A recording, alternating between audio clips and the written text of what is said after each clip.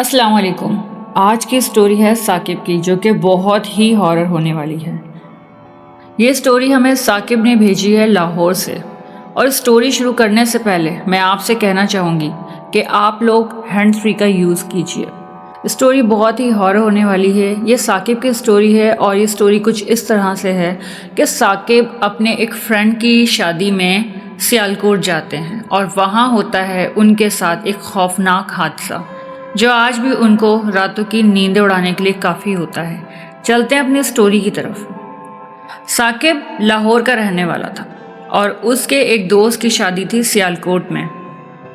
اپنے اس دوست کی شادی اٹینڈ کرنے کے لیے ثاقب اور اس کے باقی 5 دوست سیالکوٹ جاتے ہیں۔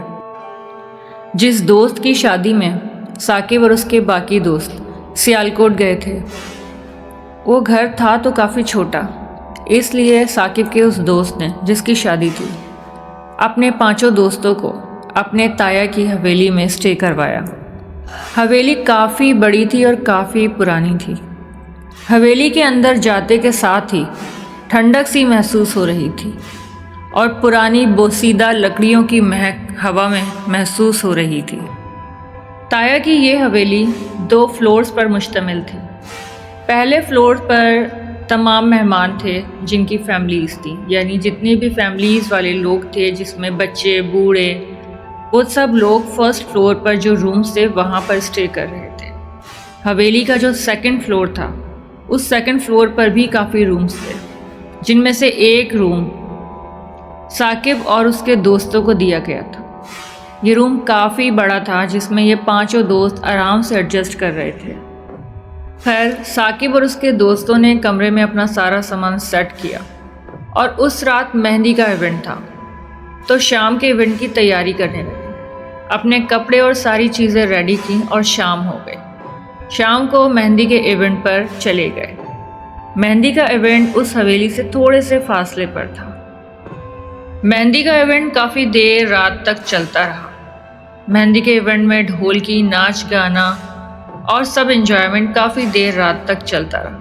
جب ایونٹ ختم ہو گیا تو سارے مہمان بھی تھک ہار کر اپنے اپنے کمروں میں سونے کے لیے چل دیے۔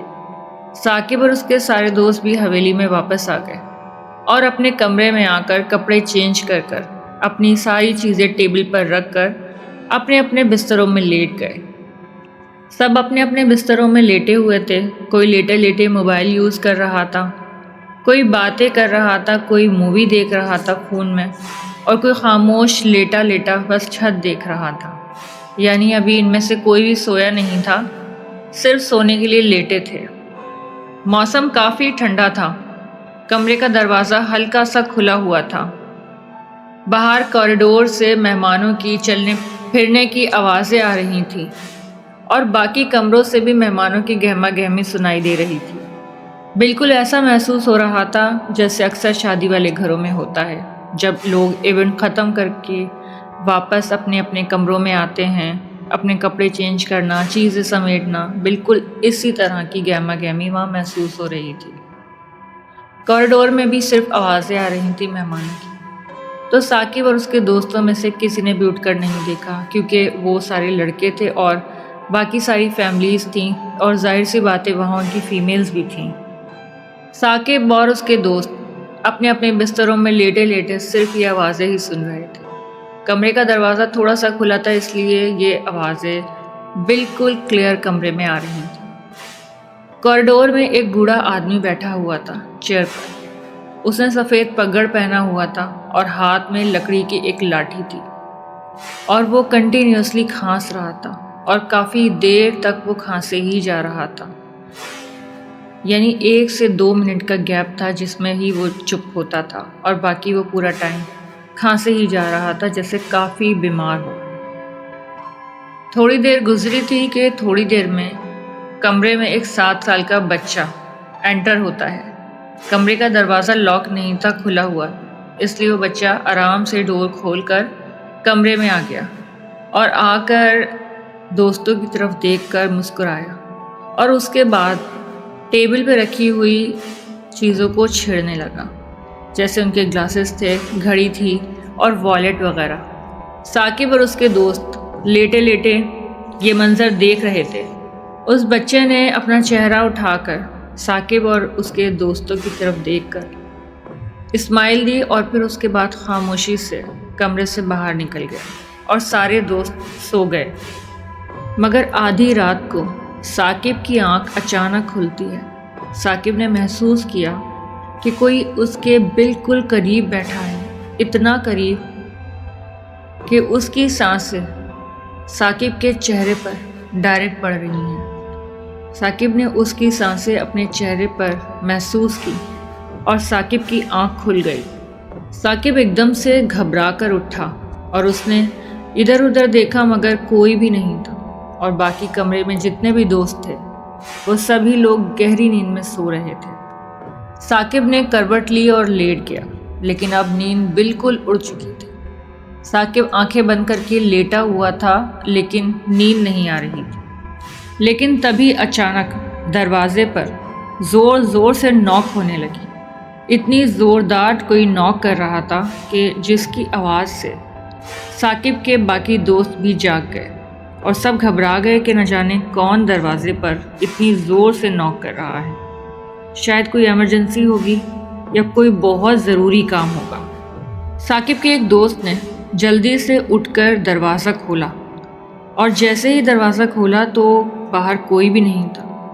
ثاقب نے سوچا کہ جو کوئی بھی ہوگا وہ یہاں آس پاس ہی کھڑا ہوگا۔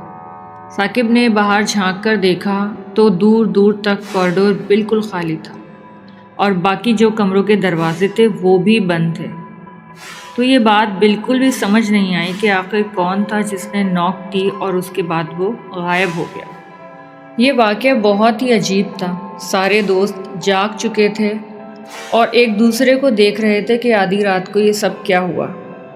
پہلے تو سب نے سمجھا کہ شاید کوئی شرارت ہے، لیکن آدھی رات کو کون شرارت کرے گا؟ اور شرارت کر کے اگر کوئی بھاگے گا بھی تو یہ کوریڈور اتنا بڑا ہے، وہ انسان پھر بھی نظر آ ہی جائے گا۔ لیکن وہاں کوئی بھی نہیں تھا، صرف وہ بوڑھا آدمی اس کوریڈور میں بیٹھا تھا اپنی چیئر پر، اور اس وقت بھی وہ کنٹینیوسلی کھانس رہا تھا۔ ثاقب اور اس کے دوست نے تھوڑی ہمت کی اور قریب جا کر پوچھا کہ انکل، آپ کی طبیعت خراب ہے، آپ کو پانی چاہیے یا کوئی اور ہیلپ چاہیے؟ تو اس بوڑھے آدمی نے ہاتھ کے اشارے سے ہی کہا کہ میں ٹھیک ہوں، اور سر اپنا اس نے نیچے جھکا رکھا تھا اور وہ زور زور سے کھانس رہا تھا۔ لیکن ثاقب اور اس کے دوست کو یہ بات بڑی عجیب لگی کہ کوئی بندہ اس وقت کافی تکلیف میں ہے۔ اس نے پھر سے پوچھا کہ انکل، مجھے آپ کی طبیعت کچھ ٹھیک نہیں لگ رہی، آپ کو کوئی دوائی چاہیے یا آپ کو کوئی ہیلپ چاہیے تو آپ ہمیں بتائیے۔ بس اتنا کہنا تھا کہ اس بوڑھے آدمی نے اپنا چہرہ اٹھا کر ثاقب اور اس کے دوست کی طرف گھور کے غصے میں دیکھا۔ یہ لوگ تھوڑے سے فاصلے پر تھے اور کوریڈور میں لائٹس کافی ڈم تھیں، اور اس شخص کا چہرہ بھی اتنا کلیئر نظر نہیں آ رہا تھا۔ اس بات پر اس نے غصے میں گھرانا شروع کر دیا۔ یہ بات بہت عجیب تھی کہ اگر کسی کو غصہ آتا ہے تو وہ غصے میں اتنا ہی کہتا ہے کہ آپ مجھے چھوڑ دیں یا آپ جائیں، میں ٹھیک ہوں، مگر اس طرح کا کوئی بھی ورڈ اس آدمی نے نہیں کہا۔ وہ اس طرح گھرا رہا تھا جیسے کوئی جانور گھراتا ہے۔ خیر، انہوں نے سوچا کہ چھوڑو، اگر ان کو کوئی چیز بری لگ رہی ہے تو، اور ویسے بھی رات کافی ہو گئی ہے، ہم اپنے کمرے میں جا کر سو جاتے ہیں۔ ثاقب اور اس کا دوست اپنے کمرے میں آ گئے، دروازہ لاک کیا اور سونے کے لیے لیٹ گئے۔ رات بھر اس بوڑھے آدمی کے کھانسنے کی آواز آتی رہی۔ بہت مشکل سے ہی وہ لوگ اپنی رات کی نیند پوری کر پائے۔ اگلے دن بارات کا ایونٹ تھا، اور بارات کا ایونٹ ختم ہونے کے بعد سب لوگ واپس حویلی آئے۔ ثاقب اور اس کے دوست بھی کافی تھک چکے تھے، اور تھک کر جب وہ حویلی آئے سونے کے لیے لیٹے اور واپس اپنی والیٹ، گلاسز، اپنی ضروری چیزیں اس ٹیبل پر رکھ کر اپنے اپنے بستروں میں لیٹ گئے اور کافی تھک چکے تھے۔ ثاقب نے اس بار خود اپنے ہاتھ سے دروازہ لاک کیا تھا، اور یہ بات ثاقب کو اچھی طرح یاد تھی۔ اور پھر وہ سب دوست سو گئے۔ آدھی رات کو وہ دروازہ خود سے کھلا، اور ثاقب کی آنکھ اس دروازے کی آواز سے کھلی، کیونکہ وہ دروازہ جب کھل رہا تھا تو کھڑکھڑاہٹ کی آواز ہو رہی تھی۔ اور جیسے ہی وہ آواز اتنی خاموشی میں محسوس ہوئی تو فوراً ہی ثاقب کی آنکھ کھل گئی اور ساتھ ہی اس کے دوستوں کی بھی آنکھ کھل گئی اس آواز سے۔ سامنے جو منظر تھا وہ بڑا ہی عجیب تھا۔ سامنے دیکھا جب دروازہ کھلا تو کمرے میں وہ بچہ اپنا چہرہ لے کر جھانک رہا ہے۔ کمرے میں صرف ایک لیمپ آن تھا اور اس کی لائٹ بھی کافی ڈم تھی، اور باہر کوریڈور میں تقریباً اندھیرا تھا اور باہر کوئی بھی لائٹ نہیں تھی۔ کوریڈور میں باہر کھڑکیوں سے صرف چاند کی روشنی چھن کر کوریڈور میں آ رہی تھی، اور ایسے میں اس بچے کا صرف چہرہ تھا جو کہ کمرے میں جھانک رہا تھا۔ اس بچے نے کمرے میں جھانک کر دیکھا اور سارے دوستوں نے اور ثاقب نے اس بچے کو دیکھا۔ وہ خاموشی سے یہ سب دیکھ رہے تھے کہ وہ بچہ دوبارہ سے کمرے میں انٹر ہوا اور آ کر اسی ٹیبل کے پاس آ کر اور انہی چیزوں کو پھر سے چھیڑنا شروع کر دیا۔ ثاقب تو سب سے پہلے اس بات پہ بہت شاک تھا کہ کمرے کا دروازہ تو میں نے لاک کیا ہے، یہ کھلا کیسے؟ اچانک پیچھے سے اس کے ایک دوست نے آواز لگا کے کہا غصے سے کہ تم یہاں کیا کر رہے ہو، اتنی رات ہو رہی ہے، جاؤ اپنے کمرے میں جاؤ۔ وہ بچہ تھوڑا قریب آیا، اس نے ان کی چیزوں کو اٹھایا اور پھر واپس رکھ دیا۔ وہ سر جھکا کر ان کی چیزوں کو صرف دیکھ رہا تھا کہ ثاقب کے اس دوست نے پھر سے کہا کہ اتنی رات ہو رہی ہے اور تم یہاں کیا کر رہے ہو، اپنے کمرے میں جاؤ۔ اس بچے نے جیسے اپنا چہرہ اٹھا کر ان دوستوں کی طرف دیکھا اور ایک اسمائل پاس کی۔ اس بار اس بچے کی آنکھیں کچھ اور ہی کہہ رہی تھیں۔ اس بار اس بچے کی آنکھیں شعلوں کی طرح لال جل رہی تھیں۔ اب یہ منظر بالکل کلیئر تھا اور سارے دوستوں نے دیکھا تھا کہ وہ بچہ انسانی بچہ نہیں تھا۔ اتنے میں کمرے کا دروازہ زوردار آواز سے بند ہو گیا اور وہ بچہ کمرے میں ہی کھڑا تھا، اور پھر وہ بچہ پلٹا کمرے سے باہر جانے کے لیے۔ کمرے کا دروازہ بند تھا، اور اب ہے سب سے خوفناک منظر جو ان کی نظروں سے گزرا۔ کمرے کا دروازہ بالکل بند تھا اور وہ بچہ اس بند دروازے سے پار ہو کے باہر نکل گیا۔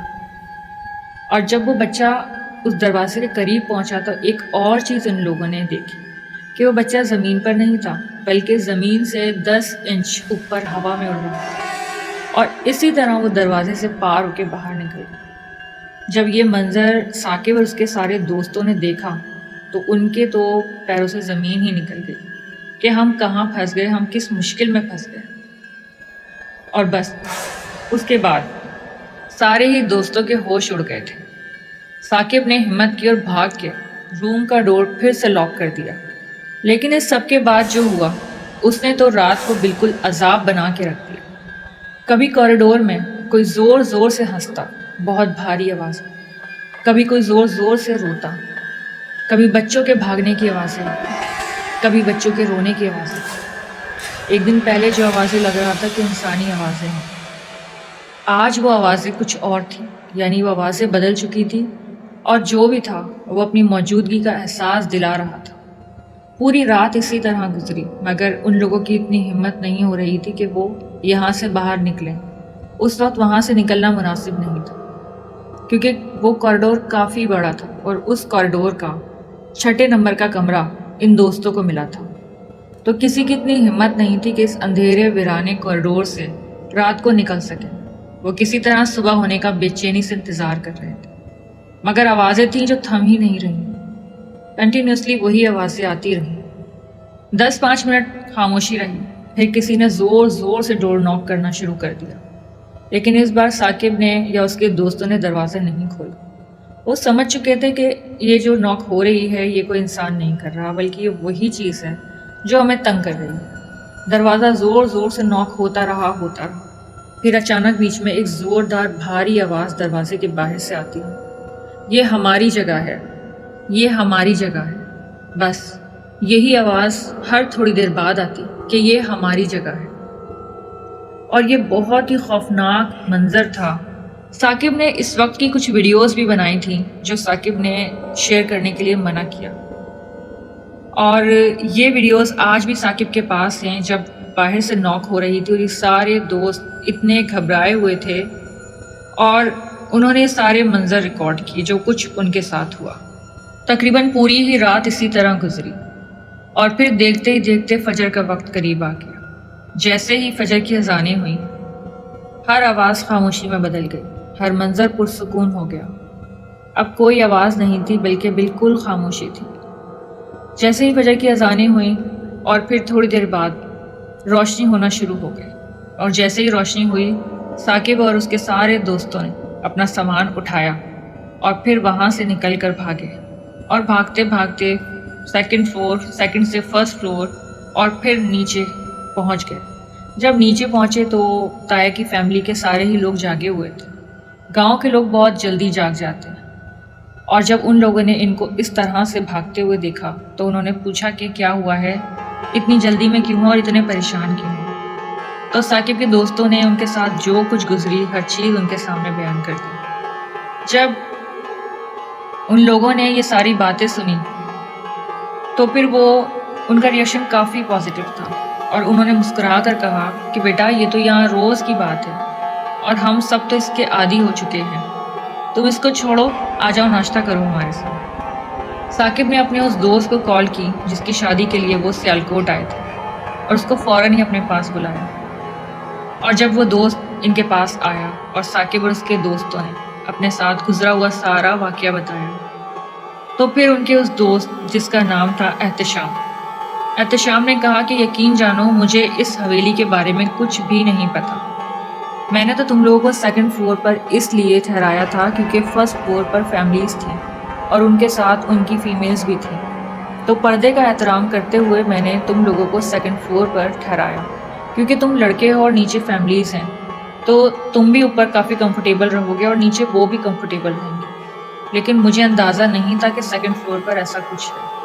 اور ایک اور بات کہ سیکنڈ فلور پر کافی رومز ہیں، جن میں سے ایک ہی روم تھا جس میں تم لوگ تھے، باقی کسی روم میں کوئی بھی مہمان نہیں تھا، یعنی وہ پورا جو فلور تھا وہ بالکل خالی تھا۔